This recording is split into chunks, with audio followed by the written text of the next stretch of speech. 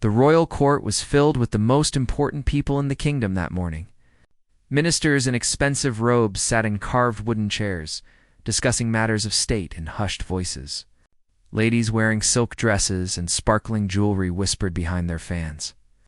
Guards in polished armor stood at attention along the marble walls, their faces blank and professional as they had been trained to be for. Year 7-year-old Thomas held his mother's hand tightly as they waited in the great hall. His small fingers were cold, despite the warmth from the massive fireplace at the far end of the room.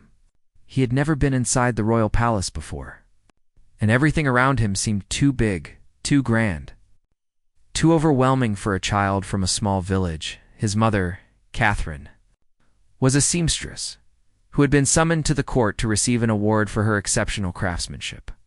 The queen herself had worn one of Catherine's dresses to a recent festival, and word of her talent had spread throughout the kingdom.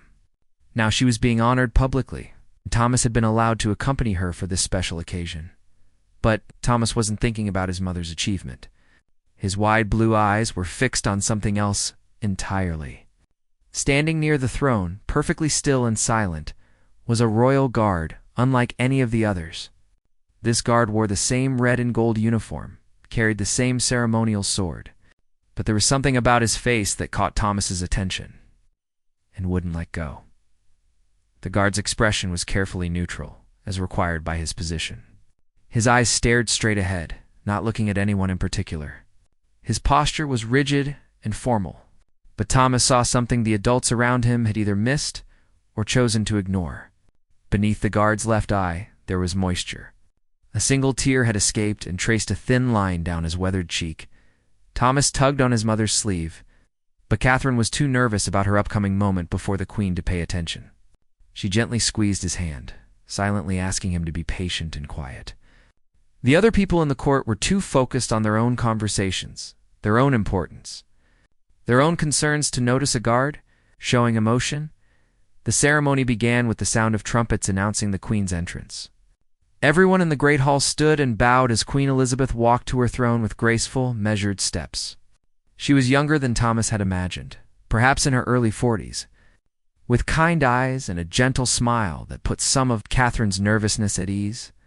The queen settled onto her throne and gestured for everyone to be seated. The chief minister began reading from a scroll, announcing the various honors and recognitions that would be given that day. Catherine's name would be called soon, and she tried to focus on breathing steadily, preparing herself to walk forward and kneel before the queen. But Thomas couldn't take his eyes off the guard. Another tear had joined the first, and now the man's jaw was clenched tightly, as if he was fighting with everything he had to maintain his composure.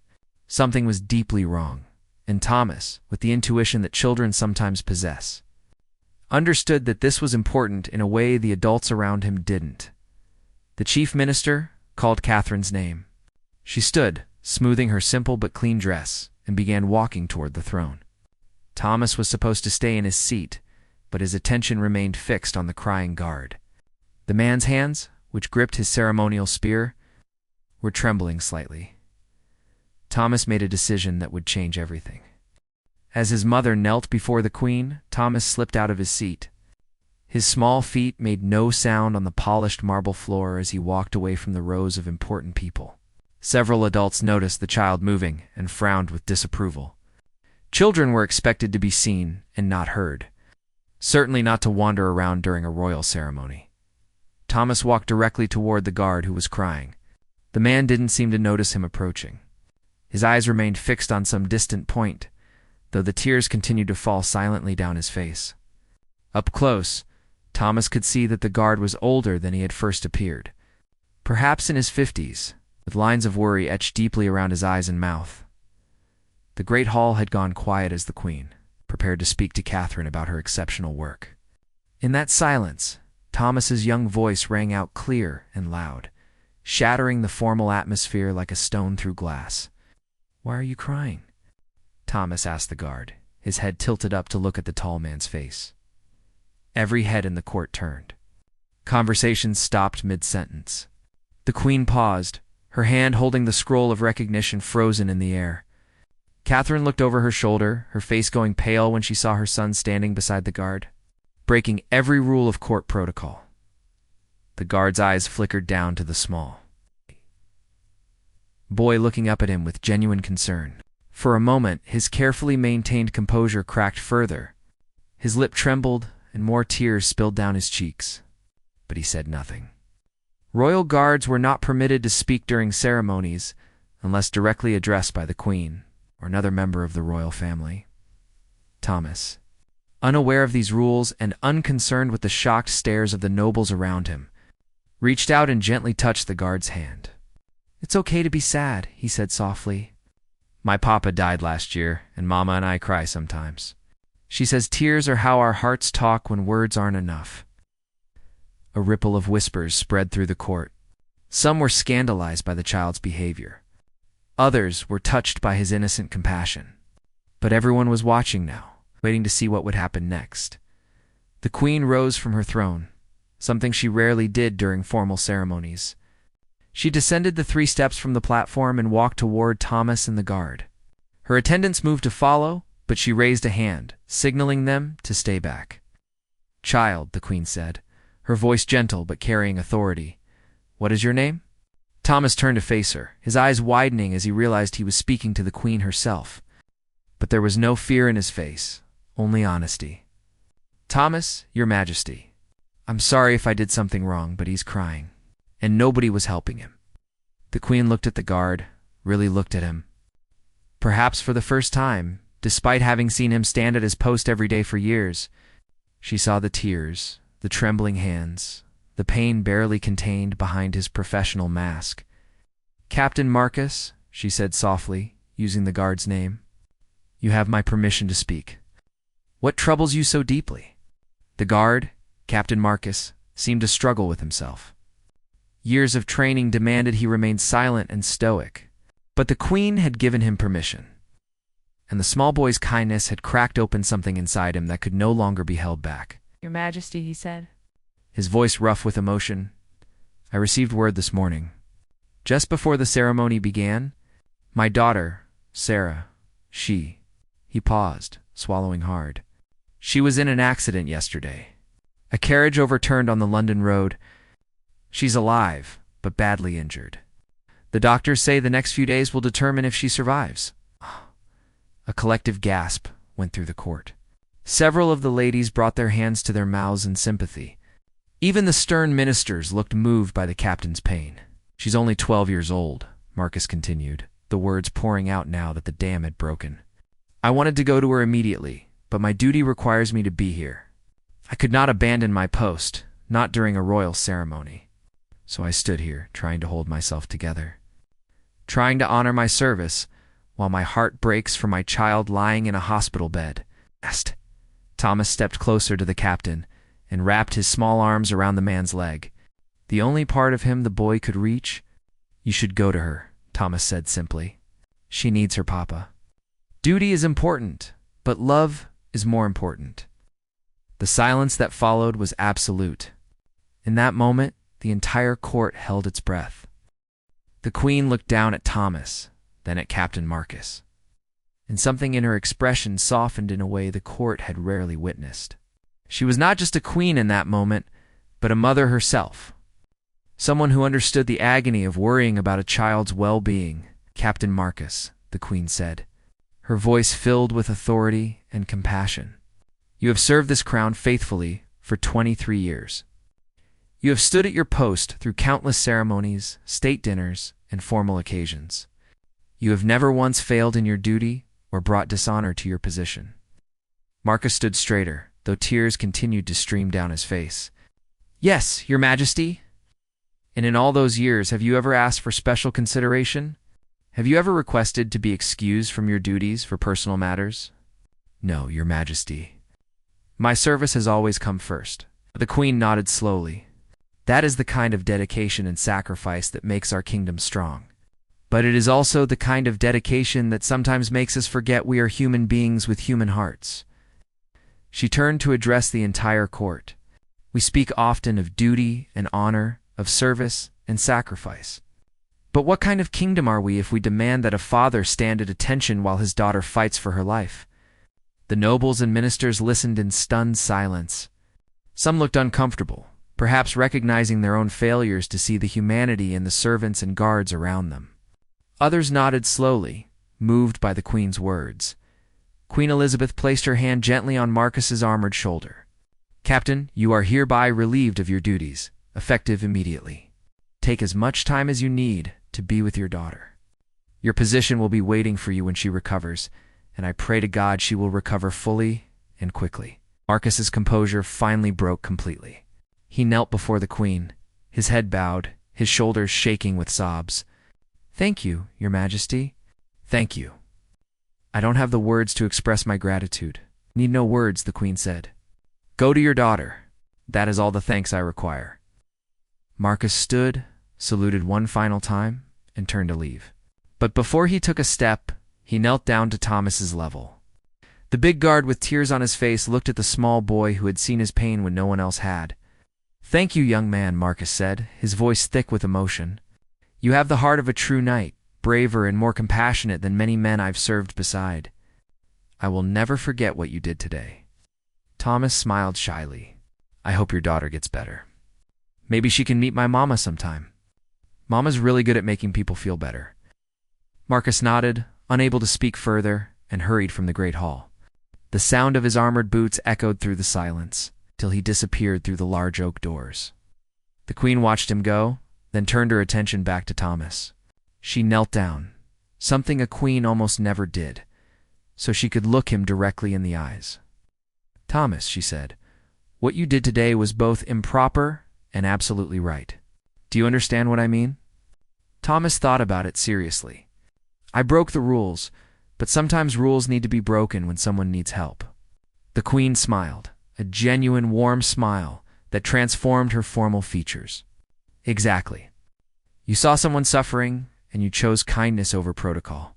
You reminded all of us, myself included, that behind every uniform and position, there is a person with feelings, fears, and families. That is a lesson many adults spend their whole lives failing to learn." She stood and addressed the court again. "Let this be remembered. This child showed more wisdom and courage today than many trained diplomats and advisors. He saw what needed to be done and did it without hesitation. That is true nobility, regardless of birth or title." Catherine, who had been frozen in shock this entire time, finally found her voice. "Your Majesty, I apologize deeply for my son's disruption of the ceremony. He meant no disrespect." "Disruption," the Queen said, raising an eyebrow. "Your son just taught my entire court the most important lesson they'll learn all year. You should be very proud of him, as I am proud to have him in my presence." She returned to her throne and gestured for Catherine to approach again. "Now let us continue with the recognition you so richly deserve. And let us do so with hearts a little more open and compassionate than they were when we began." The ceremony continued, but the atmosphere in the great hall had completely changed. Where before there had been stiff formality and distant politeness, now there was a warmth and humanity that softened even the sternest faces. Catherine received her recognition from the Queen with tears of pride in her eyes, not just for the honor being bestowed upon her work, but for the son who had shown such pure goodness.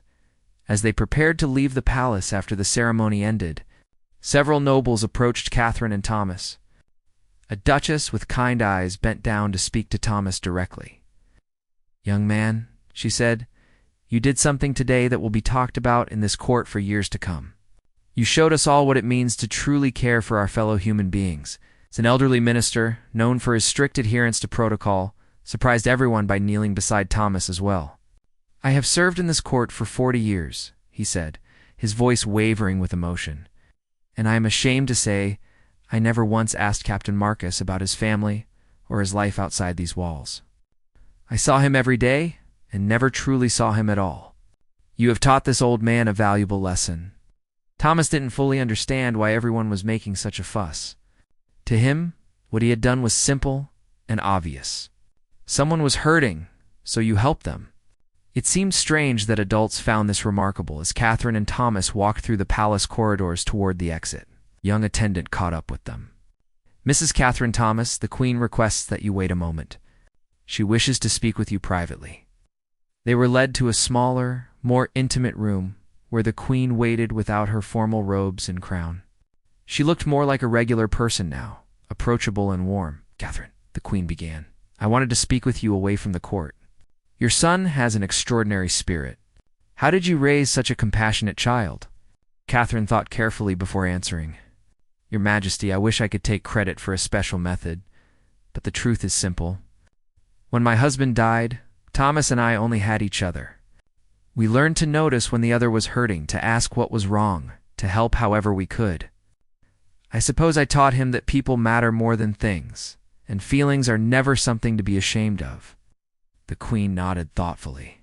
"After my own father died, I was taught to hide my grief because showing emotion was seen as a weakness in royalty. I learned to put duty before everything else, including my own humanity sometimes. Your son reminded me today that true strength includes allowing ourselves and others to be vulnerable." She turned to Thomas. "I have a son about your age, Prince William. He lives in the palace and has every toy and book a child could want. But I wonder sometimes if he understands the things you understand.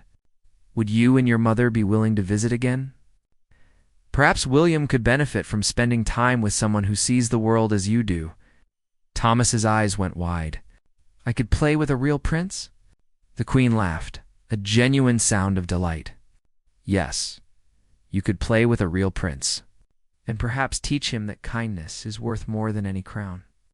Catherine was overwhelmed. "Your Majesty, we would be honored." "Truly honored. Then it's settled," the queen said. "My secretary will arrange everything.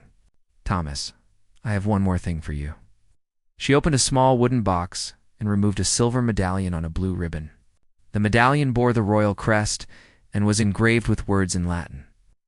"This is the Queen's Medal of Compassion," she explained. "It's rarely given and never before to someone so young. It recognizes acts of extraordinary kindness that reflect the best of our kingdom's values. You earned this today, Thomas. Wear it with pride." She placed the ribbon around Thomas's neck, and he looked down at the medallion in wonder. It was the most beautiful thing he had ever owned. "What do the words say?" he asked, tracing the Latin letters with his finger. "Cor videt quod oculi non passant," the queen translated. "It means the heart sees what the eyes cannot. You saw Captain Marcus's pain when everyone else looked past it. You saw him as a person, not just a guard. That gift of sight is precious and rare." After they left the palace, Catherine and Thomas walked through the streets of London back toward the inn, where they would stay the night before returning to their village. Thomas kept touching the medallion, still amazed by everything that had happened. "Mama," he said quietly, "do you think the captain's daughter will be okay?" "I don't know, sweetheart," Catherine answered honestly. "But because of you, her father is with her now. Whatever happens, she won't be alone. And that matters more than you might understand." That evening, as Thomas lay in bed at the inn, he thought about Captain Marcus and his daughter Sarah. He said a prayer for her, the same prayer his mother had taught him to say for his own father after he died. He didn't know if prayers really worked, but it seemed important to try.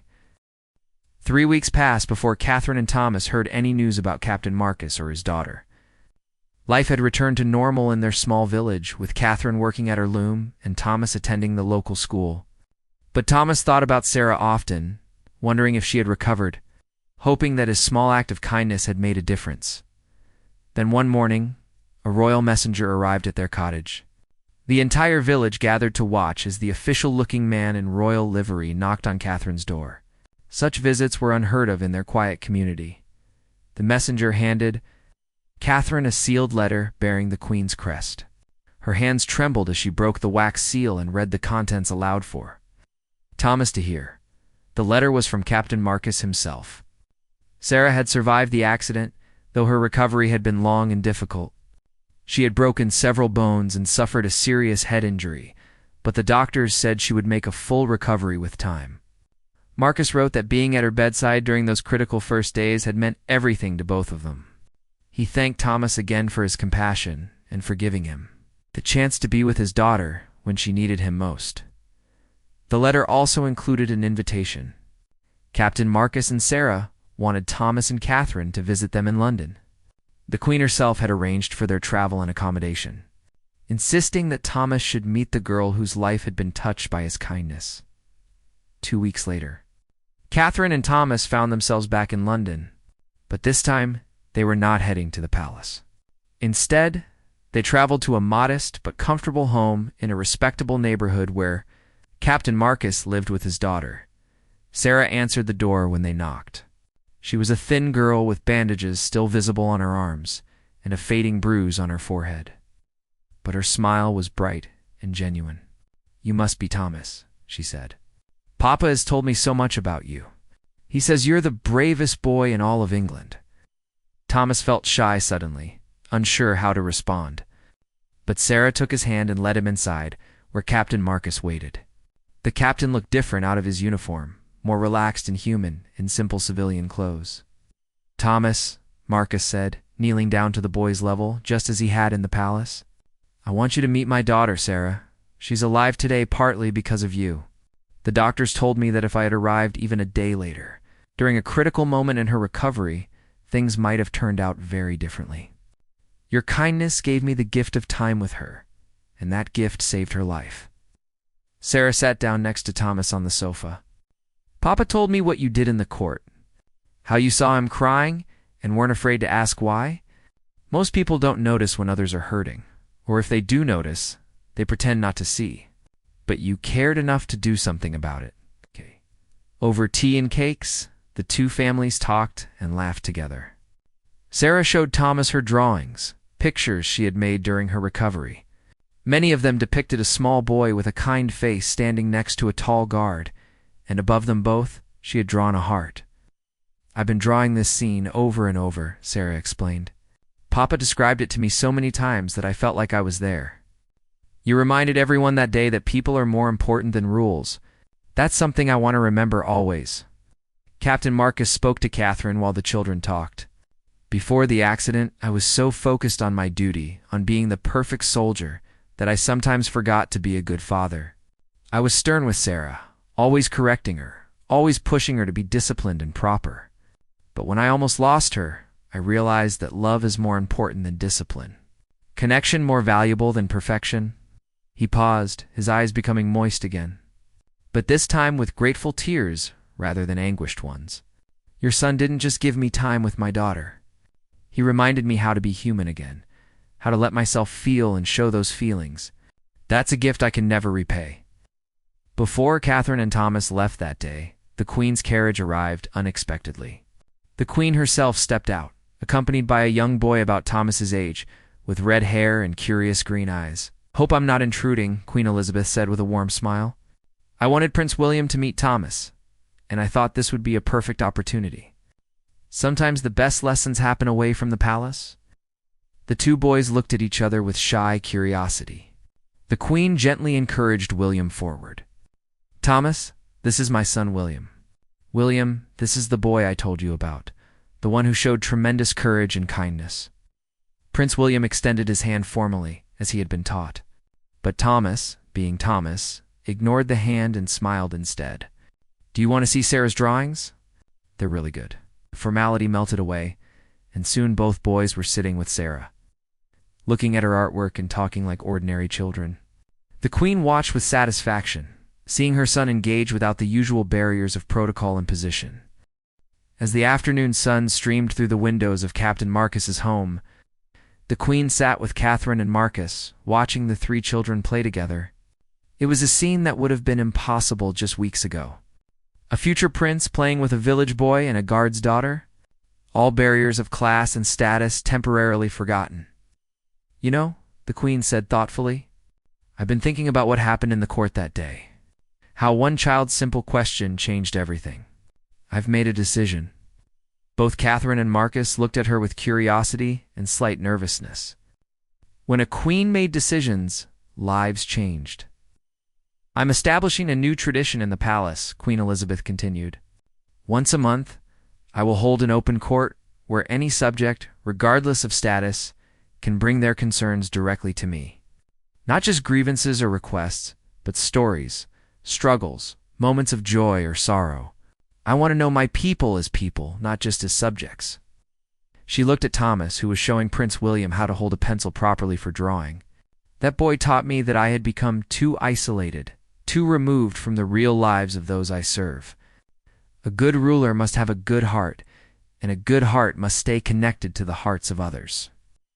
Captain Marcus nodded slowly. Your Majesty, if I may speak freely, that decision will mean more to your subjects than any law or decree. To be seen, to be heard, to be acknowledged as human beings with worth beyond our functions. That's what most people want. Over the following months, the story of Thomas and Captain Marcus spread throughout the kingdom. It was told in taverns and markets, in churches and town squares.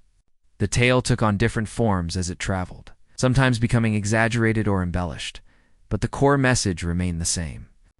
A child had seen suffering and responded with compassion, reminding powerful people that kindness mattered more than protocol. Thomas and Prince William became unlikely friends. Once a month, Thomas would visit the palace, and the two boys would spend the day together. William learned from Thomas how to notice the servants and guards as individuals, to ask about their families, to see beyond the uniforms and duties. Thomas learned from William about responsibility and the burden of expectations. Understanding that privilege came with its own challenges, Sarah recovered fully from her injuries. Though she walked with a slight limp the doctor said would fade with time, she and Thomas exchanged letters regularly, and Sarah's letters were always decorated with beautiful drawings. She had decided she wanted to become an artist, creating images that would make people feel something. Just as her drawings of Thomas's act of kindness had moved so many who saw them, Captain Marcus returned to his duties at the palace. But he was a changed man. He smiled more, spoke more freely with his fellow guards, and made sure to tell his daughter he loved her every single day. The other guards noticed the change in him and began opening up about their own struggles and joys. The Guard Corps became more than just a military unit. They became a community of men who supported each other through life's difficulties. The Queen kept her promise about the monthly open court. Common people came with their stories, and she listened to each one with genuine attention. Some requests she could help with directly. Others she could not solve, but acknowledged and validated. The gesture transformed how her subjects viewed her. From a distant figurehead to a leader who cared about their lives, on the first anniversary of that remarkable day in court, the Queen held a special ceremony. She invited Thomas, Catherine, Captain Marcus, and Sarah to the palace. This time, there was no formality or stiffness. The great hall was decorated with flowers. Musicians played cheerful music. The Queen presented Thomas with a painted portrait that the royal artist had created. It showed Thomas as he had been that day, small and brave. Standing beside Captain Marcus with his hand reaching up to comfort the crying guard, below the image were the words, "Courage is not the absence of fear, but compassion in the presence of suffering."